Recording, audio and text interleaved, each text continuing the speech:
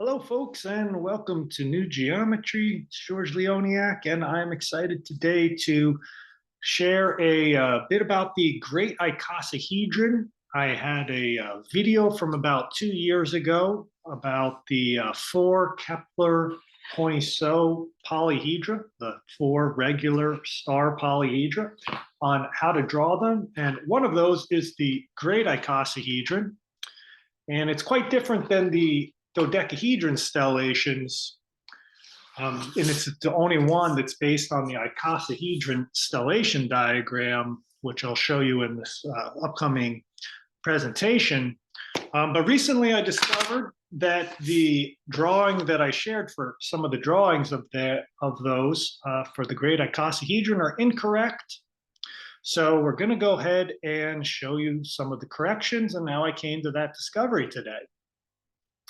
So let me go ahead and share the screen, and we'll get going with the presentation to show you the slides that reveal the incorrect drawing and show you the correct one. So this is a kind of a follow-up slide to a recent video that I did about Metatron's cube. If you're familiar with my channel, I've mentioned a lot about Metatron's cube and the incorrect platonic solids in it, dodecahedron and icosahedron. And in there, I talk a lot about how it is important for the geometer to be striving to share true and eternal, truthful forms within the templates to the best of our ability. Well, what do you know? A few days after, pretty much a week after, I'm preparing for my apprenticeship. I'd never drawn the Great Icosahedron with the group before, and I was going to do it in pentagon view, which would have been this drawing down here to the left. But because I spent so much time working with the forms over the past 2 years, I realized there was some error there and had to create a complete modification to the drawing. So it wasn't that much of a potentially unsettling or life-changing truth, but it is a life-changing truth for the pattern language of sacred geometry and those who take it quite seriously in terms of the interconnections. So I gave myself the own red pill on this one, and I've created this video to go ahead and share that, and I will place the link in the other video that started off looking like this. So anybody that finds this video will be able to find the old video, that is. They'll be able to find the corrected version of the Great Icosahedron. So these are the four Kepler-Poinsot Polyhedra, and that other video I'm describing is called Drawing the Four Regular Star Polyhedra with Sacred Geometry Methods. So I'm going to pretty much be working with the first of these, the Great Icosahedron, because the other methods for all the other ones were entirely fine, no problem there.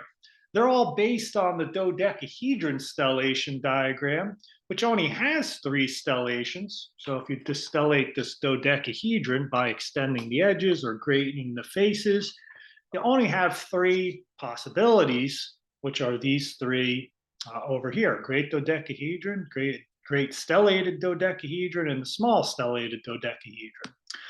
The icosahedron is the only one that is different because it's based on triangular faces, and that's based on the icosahedron stellation diagram. So I'm going to get into sharing a little bit more on that in the video, but just realize this whole video is entirely about this Great Icosahedron, and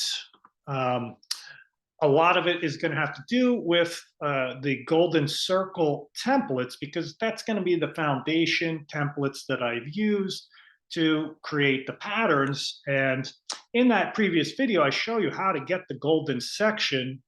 That is the how to draw video, the 4 of them. It shows you how to get the golden section to create the golden seed of life. And there's a golden square view, which I call this twofold symmetry, another kind of version of the golden seed of life, and also another 5-fold symmetry pattern. When all 3 of these patterns are harmoniously interconnected, meaning that within these patterns, I'm able to rotate the the drawings of these forms around orthogonally on the page, which will maintain the proportions between each of the drawings. So those are the three templates. And these were the original drawings of the Great Icosahedron, and two of these are incorrect. This one I've already mentioned is definitely incorrect, and then we'll have to decide later on in the video which of these two were incorrect, which I will reveal as we go along. But let's start off with the fivefold symmetry, because that was the one I was going to draw with the apprentices that day. It turned out to be the how I came to this discovery. So here it is in all its glory, the incorrect version. And a lot of this is going to have to do really with the lines that are, I guess, kind of a series of wedge-shaped lines that are going to this star in the middle, okay? And these, let's go ahead and take a closer look. Now, I'm not the only one who has done this, because when I actually went to draw this, I found an image online like this one that helped me figure out how to get get those little wedge-shaped edges that you need. So this would be one of them, two of them, and three of them. And what happens here in the incorrect version, this is just from Wikipedia that I called up. They basically have it wrong here. This uploaded version of this is because they're basically following these three short segments, which are here, here, and here. But I've drawn these blue lines so you can see, because they're doing it as if it's or I'm doing it because I did this too, as a big star, right? That if you follow that line all the way through, it ends up over here. And if you follow this line all the way through, it ends up over here. And if you follow this line, it ends up over here. So basically, it's looking at the Great Icosahedron as if these three stars are somehow embedded within there. But that's entirely not how it works. That would kind of make it more akin to being sort of like some version of a dodecahedron or more pentagon symmetry in there, but it really doesn't have that at these levels here, because those lines are based on the icosahedron stellation diagram, which is based on the triangle version, the triangles that are going to be intersecting on there, which I'll show you in a little bit. But anyway, this is a corrected version. Now this, I had to find a 3D software that would rotate the image around, and I was able to line up with this image here, these blue lines over top of more or less roughly over them. But you'll see that the lines are not completely parallel here, they're crisscrossing, and if you follow one of the lines, especially this one, it doesn't end up back over here on the left corner. So none of them are just following pentagon symmetry at this point at all. So here are the two drawing templates, or the two methods that the first incorrect method that I shared in that previous video. And this is the corrected version on this side with the right lines going into the right place. Now, it's very easy to do the incorrect one because you think you're just drawing, stars. But as you can see on here, the darker color in the center of the wedge shape, this is the incorrect wedge shape over here to the left, or at the top here. See how it splits around the dark color? Well, over here, you'll see that there is no dark line to the left or right of the central wedge there. It's right over top of it, because that's how it's supposed to follow that line going directly over top. So now we know that this new method that I'm showing you here on the right does have lines that do still meet within the circle template. They're just going to a different spot. It's actually going to the inner pentagon. This line will follow over towards the inner pentagon, where originally that line was going from here all the way over to the opposite upper right-hand side of the outer point of the form. That's a huge difference. It's conveying completely different information that way. Now, I just, this drawing that I did here, I just, either tried to find some reference material or thought that that's where it was going. And that's because I didn't at that point have a good understanding of the underlying icosahedron stellation diagram. And because I worked and have a number of videos on this, and I'm teaching a master class about this, what I call the tree of light, which is the icosahedron stellation diagram, which led me to a ton of different discoveries. But after really saturating my awareness with this tree of light geometry and looking at it from different planes and coming up with the core four forms, which you could see in my videos on cosmic geometry or cosmic sacred geometry, some of those videos document that process. Well, this icosahedron stellation diagram, which is based on Coxeter's work, as well as Duval and Flather and Petrie, they created a book called The 59 Icosahedra. And this stellation diagram can be broken down into numerous parts. This is like a cutting template, let's call it. And the Great Icosahedron, just one of these 59 icosahedra. Now, it would be just number 11 and 12.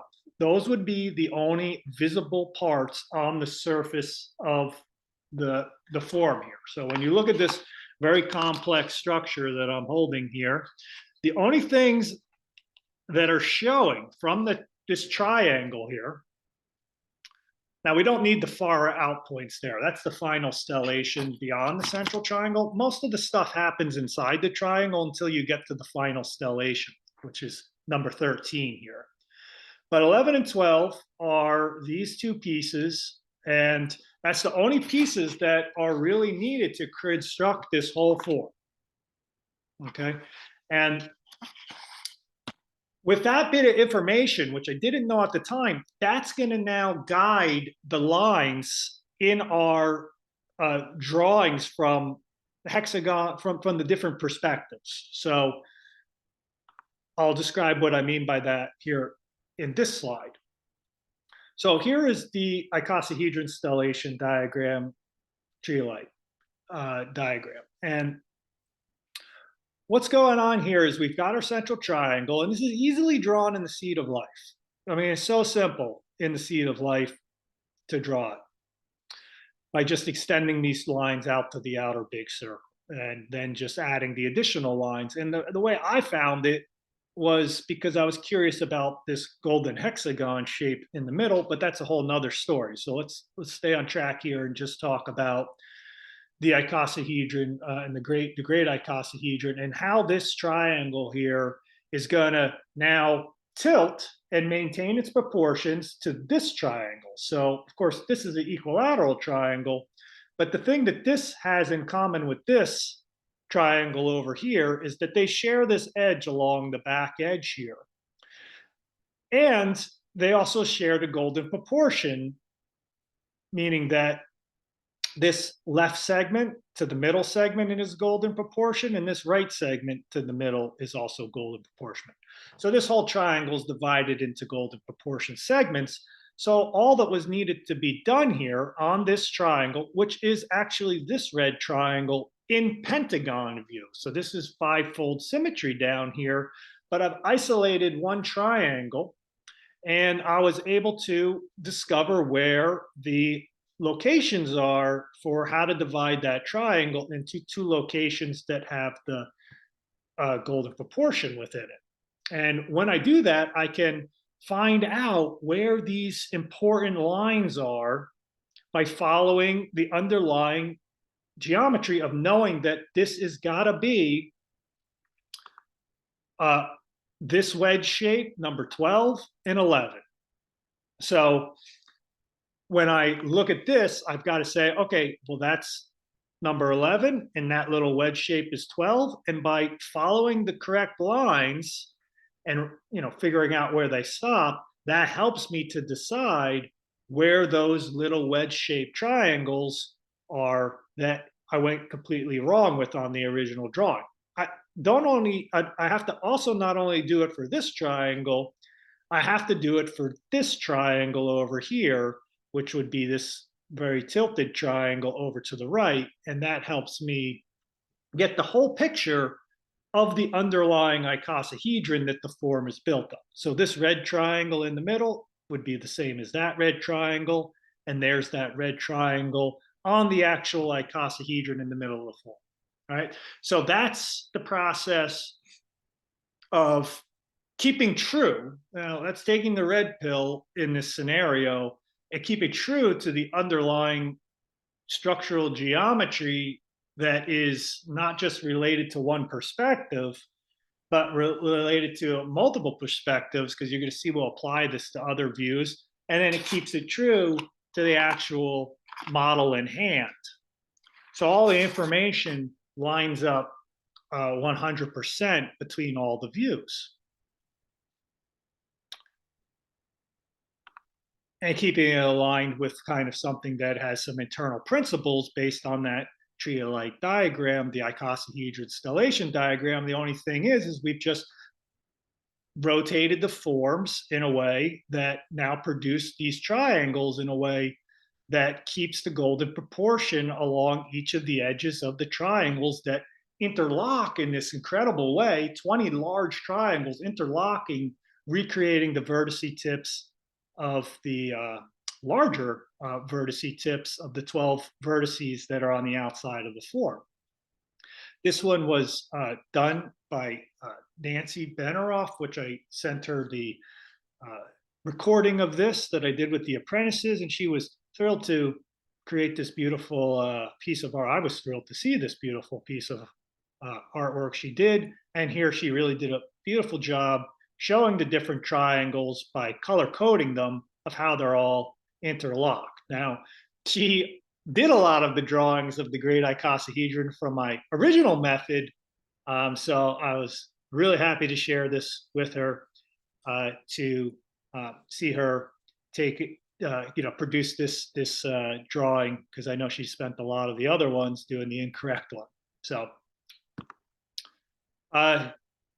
okay, so that's the story with that one. Now we have to go on, and my next question was, well, geez, if there was an incorrect subversion that I did with the pentagon version, it's quite possible that I did the same thing with the hexagon and square view. And what do you know, to my surprise, I did it incorrectly. Even with the golden seed of life, I did the incorrect view. Not, you'd never really even know by comparing these, but where I was looking for the intersections of these lines as I sent them down, they were not at the precise location of they weren't aimed toward the precise location hidden behind this edge here. They weren't going to the precise golden ratio spots on those triangles, even in the diagram, because like I said, due to my ignorance of understanding the diagrams at that point, and really not even doing much with the icosahedron stellation diagram, or really understanding it, like becoming really intimate with it. Like at that point, I had drawn the final stellation, and that was pretty easy to do because it was just a full stellation pattern. But when you get into the interior of that small triangle that we're working with on this form or other forms related to it, you have to follow out the lines precisely of that stellation diagram. And here I guess I was a little more focused on the circle template of the golden seed of life, hoping that all intersections would land on the golden seed of life. So I was a little probably biased in my perspective, thinking that this underlying circle template had all the answers. It provides the possibility to discover the answers, but I was looking for it in the wrong place because I didn't understand the stellation diagram as fully back here. So, but now that I did, after 2 years of working, like I said, really getting to know it intimately, it was quite easy to go back and just find the corrected lines than what I did previously in, like I said, you can't tell because I don't have the lines in this drawing that I did on the left, but it's very subtly off just a little bit here and there. But this drawing has these lines that go through and they're ending at the correct place. I'll probably draw this with the apprentices this coming week. And I think at some point I'll make all three of these icosahedron, or maybe the whole, all the star polyhedra, do a complete workshop series on them at some point, or at least make the videos available to the public. All right, so discovering the Great Icosahedron in the hexagon view. So here are the threefold. Here's the threefold, or the three faces, excuse me. Here's the three faces that are now going to be tilted in various different ways. Of course, this one has the flat triangle in the middle, the perfect equilateral one. And now all that had to be done was to discover the other two faces that would be under an icosahedron kind of down below. Whoops, I don't know what's going on here. Remind me later. Okay, so we have the, hold on, a bunch of things are going on here now. Safari wants to come up. Okay, sorry. So we have this two other triangles. So I don't have a big icosahedron here, but let me hold one up on the side of the screen here. So you can see that if we have one triangle in the middle, we'll have another triangle that's tilted up here, and we'll have another triangle that's tilted over here. And those are the three in that drawing of that icosahedron. We have basically three different types of triangles, which are all meant to be equilateral. The only one that is this one. These two are tilted, but remember, we have to have a large triangle around that, which is actually not a stellation. It's more of a greatening of the face, because this triangle has gotten larger in a way and rotated around 180 degrees, but whatever, it's called the greatening. So it's kind of greatened around, and now those vertices will meet up at the end. But we have this tilted one here and this one here. Now, I had to draw all these additional lines because I'm looking for the precise locations for them to meet and crisscross in the middle.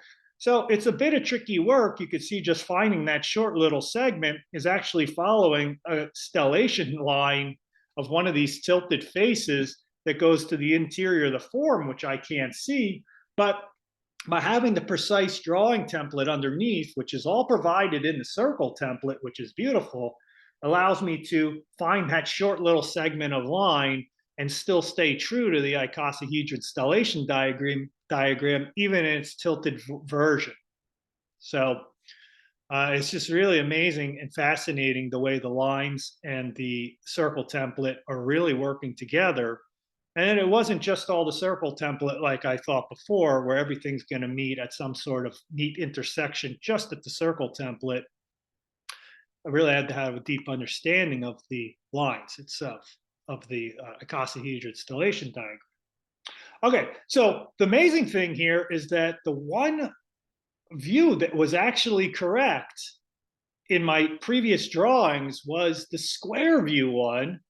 And I thought that that one probably would have been the incorrect one, because I figured if I was working with the flat equilateral triangle, that like the hexagon view, that this one, I thought that this one would have been correct because it's actually the one that is the flat foundation drawing. But it actually turned out to be so much easier to draw in square view with the setup lines easily outlined in the drawing compared to hexagon view. And this is actually true for me across the board. I would say square view, whenever I am discovering or creating a new form based on underlying sacred geometry forms that are birthing something new, I'm always doing it in square view because of its ability to kind of break things down into these four quadrants, as well as the front lines that you see facing us are the same as the back lines.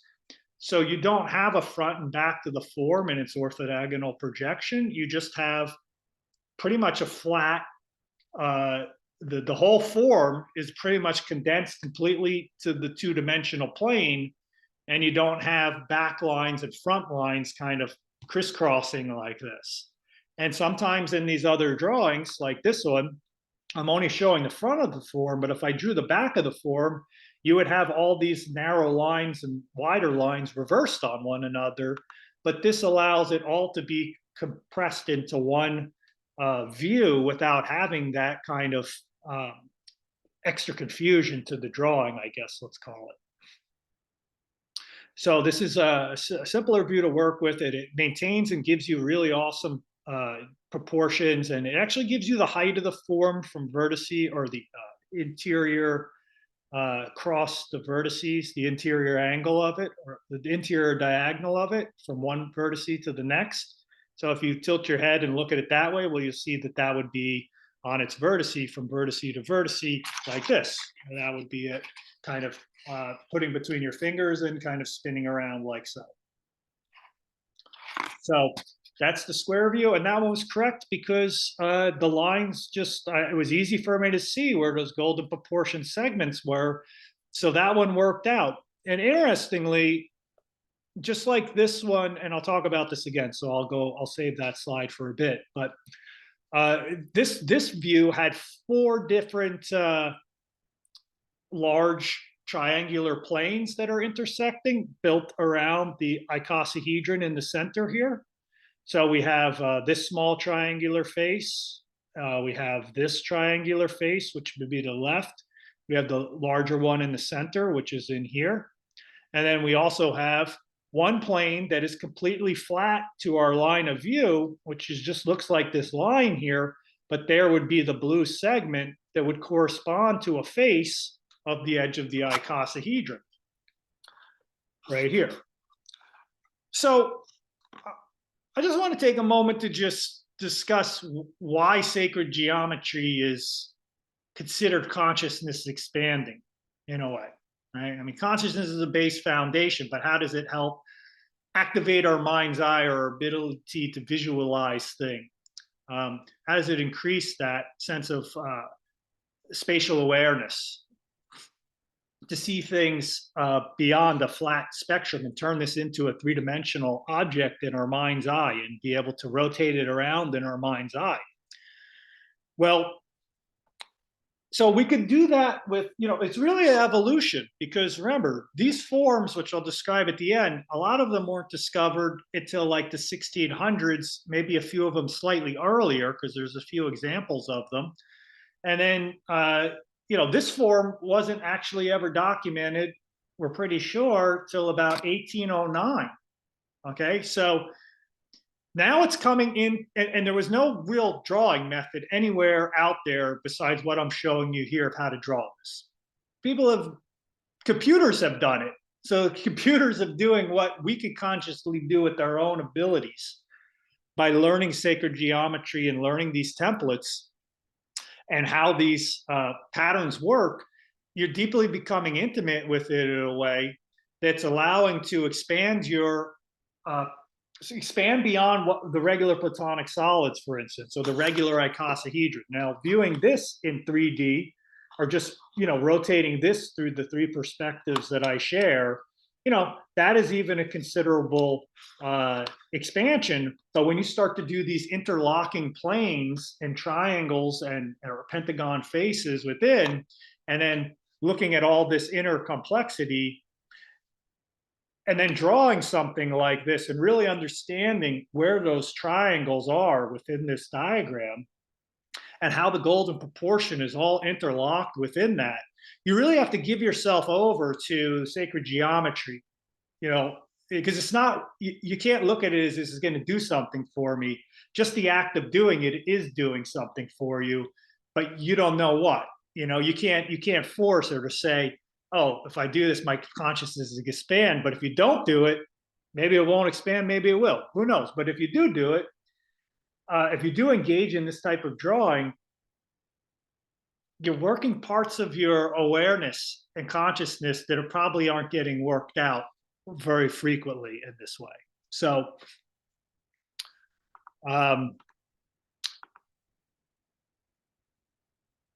okay, so anyway, this is the 4 faces. Here's the flat plane that I was describing. And now here are all 3 of the perspectives, all on one, the 2 corrected views up here, hexagon and pentagon view. with the subtle lines that are in the background of the drawings, giving us the precise little wedge shapes that are helping to construct the form in square view is all good. So that's it. And the one thing I wanted to share here at the end was we have the 9 faces of the Great Icosahedron from the 3 views.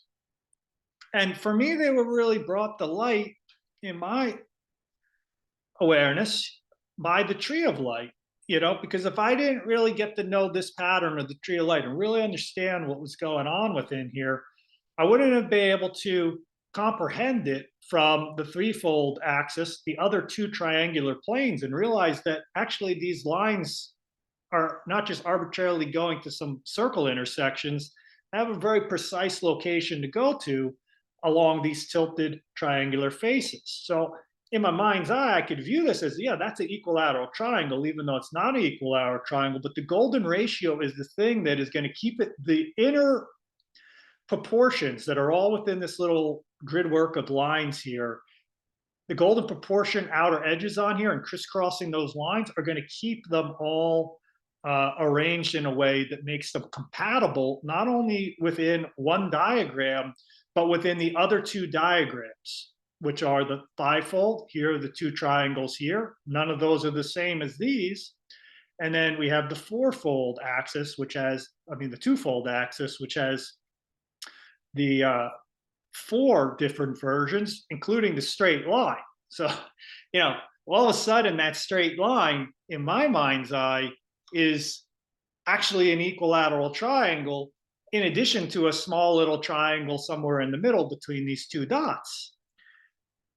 And you piece that all together and you bring it all together in a way that all these little triangles, blue triangles in the middle, they're all coming together to produce, at least here in this example, this blue icosahedron that's at the middle, and that's the red triangle that's connected to this big black triangle, and you expand that out, and then those all reconnect to form the Great Icosahedron that we see in these 3 views with those triangles. So for this one, we have 3 triangles, big triangles linking up around an icosahedron. In this one, we have 2 different types of triangles that are interlocking and meeting up to produce what we see here on the page. And then in this one, we have 4, which one of them is just kind of a line, but it is still structurally in 3D a triangle. So super interesting how that all works out. And hopefully, if you're not drawing sacred geometry yet, that this inspires you to get into drawing it, if you feel like this will be a kind of beneficial contemplation as well as a hands-on activity that gets you out of your head and just into the process of doing and seeing these patterns unfold before you. And if you're already doing sacred geometry or participating in new geometry types of courses or workshops or discussing this type of material with me, hopefully it continues to make those connections on the inner planes, right? Is it going into the inner planes and all those connections are making up rather than just what's on the surface. We got to go below the surface to really get a deep sense of how miraculous the 2D drawings that we do, the information they can contain, especially within this 3 perspective, or we have 3 main drawing perspectives that I typically teach, how those are all interrelated and connected. It's just a marvelous thing. Now I want to just end this presentation here just discussing the previous first slide. I reorganized these a little bit. I've put the new drawings in over here to have the corrected Great Icosahedron here. Now, when Kepler discovered these, he only discovered these 2 on the right here from the dodecahedron stellation. So, he really had a good sense of the dodecahedron. He was working with stellating the points, and he came up with 2. the small stellated and the great stellated dodecahedron. And of course, these are all the views here. So we have hexagon and square and pentagon. So Kepler was able to figure out two of them. And Poinsot in 1809, he discovered the two previous ones that Kepler had done, or rediscovered them. But in addition, Poinsot, what he did was he discovered two more, which were the Great Icosahedron and the Great Dodecahedron. Now, when I first came across these forms, I was like, oh, well, those are just entirely different forms, okay? But Poinsot, in my view now, was just working with one discovery already. In fact, these three forms all boil down to how well do you know an icosahedron?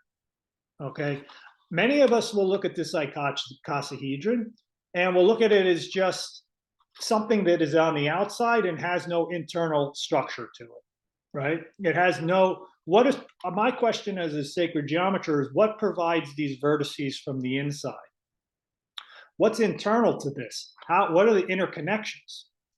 Now, each of these three forms, great icosahedron, great dodecahedron, small stellated dodecahedron, each of these have 12 outer points. So if we just created panels, faces connecting the dots, we would essentially just have this in our hand. And so basically, there's no difference between any of these forms other than how we work with the inner planes. And Kepler's first discovery was, oh, I see that there is